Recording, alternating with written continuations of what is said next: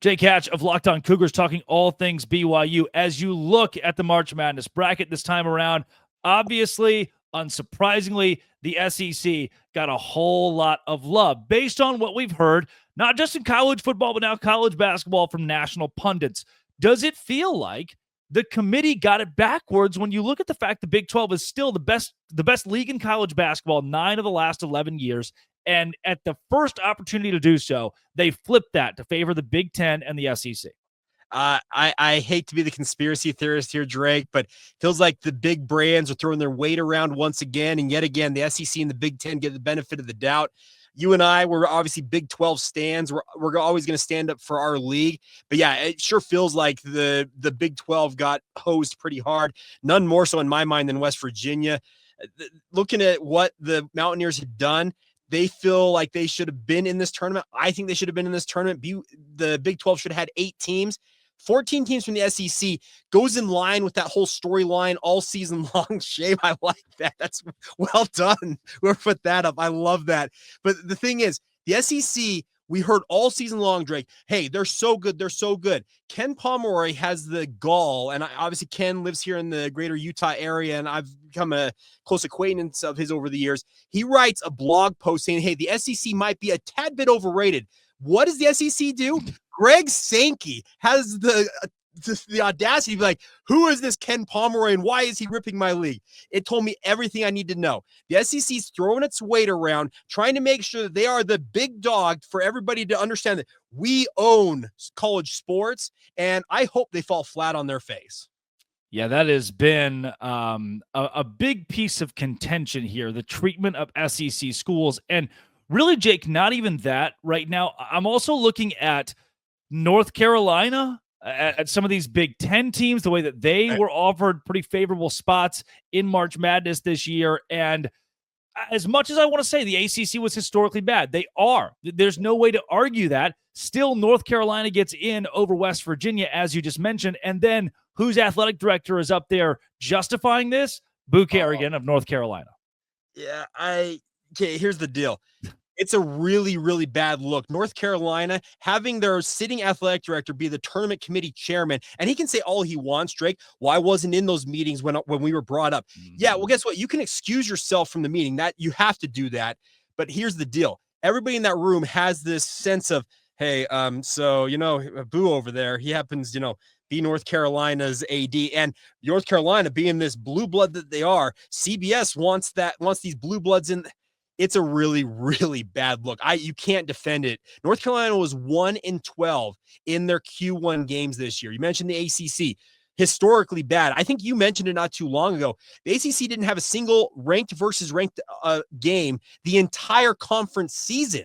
I know that Duke's elite. I know there's some elite teams in the ACC, but as a league, pretty rough year for one of the traditionally strong basketball leagues out there. And to have North Carolina make it in over the likes of a West Virginia, in Indiana, even a Boise State out here in the western part of the United States, it's a really, really bad look to have them in the field and have their AD be the sitting committee chair. Can we put in perspective here? The SEC getting 14 in, the Big 10 got 8, Big 12 at 7. Prior to the Big 12 at 7, prior to this, that 70% was up there for one of the best percentages all time for a league in college basketball history. Now the SEC gets, I can't do 14 out of 16. I can't do the percentage, but I can tell you that is a record for teams by 3. What blows my mind, Jake, is it feels as though the committee takes a league that did well in the non-conference, that did well early in the year for 13 games. All of you went 12-1, 11-2, and had some good wins. And from there, it's like you couldn't be docked for beating each other. It's why we dock the Big 12 in football all the time. And in basketball, in the case of West Virginia. But in the SEC, they went 500 as a league because, of course, they did. It's what you have to do as a conference. And so no one was really docked despite regressing over the course of the year. Their conference affiliation got to help them keep their status. And in the end, they get 14. No matter what. There's zero way they are that generational for 14 out of 16 to be in. Okay, here's the deal. And all due respect, I'm going to pick on our friend John Williams of Locked On Sooners. I am sorry. Oklahoma, were they 6-12 in conference, Drake? How in the you-know-what do they get a 9 seed? as a 6-12 team in the SEC. And that's just one example here. I do not understand the philosophy the tournament committee had here outside of buying into the narrative out there about how good the SEC has been. But you're right. They were a 500 league in terms of their conference record, and that should not reward you with a record amount of teams making the NCAA tournament. I'm sorry. It does not math in my mind. And I'm going to back up my guy, Ken Pomeroy. He had the stones to come out ahead of all this and say, hey, the metrics say the SEC is a bit overrated here. Greg Sankey freaks out and immediately fires back at him. I'm telling you, Ken Pom knows something, and I'm right in line with him. I think the SEC is poised to fall on their face, and I hope that they have a bad showing, because this is a really, really bad look to see them get 14 teams in, because they're just not that good of a league. Why do you think? I mean, I know you mentioned, or we've hypothesized, that the SEC status as someone the major TV networks looks fondly toward.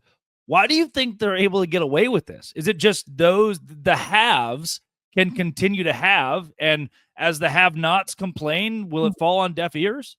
Well, and the funny thing about this, Drake, is CBS and Viacom, they're obviously the big dog when it comes to the NCAA tournament. Like they air all these games. They're on those networks. You would have thought a thing like the SEC football being ripped away from CBS might have had CBS thinking, hey, we're going to stick it to the SEC.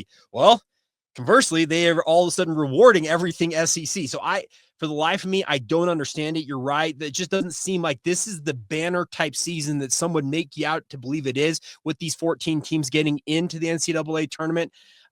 We could see 7 of them done after the first round, it feels like, and there would still be SEC honks out there who are like, see, we're absolutely elite. And I'm like, well, you're still 500. 7 teams won, 7 teams lost.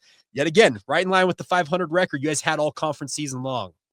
Yeah, it's odd to see the way that the SEC is loved now in basketball after the Big 12 was so dominant for so long, and that's been thrown out the window. How quickly we forgot the elite status of the Big 12 conference, and it hurt ultimately schools like BYU or Iowa State, who are fighting there really late to get better seeds, or West Virginia, who was left out in total because they thought an SEC team or that extra big brand from the ACC deserved to be in March Madness. Coming up, is there a what's up, Jake? I just want to inject one more thing on this.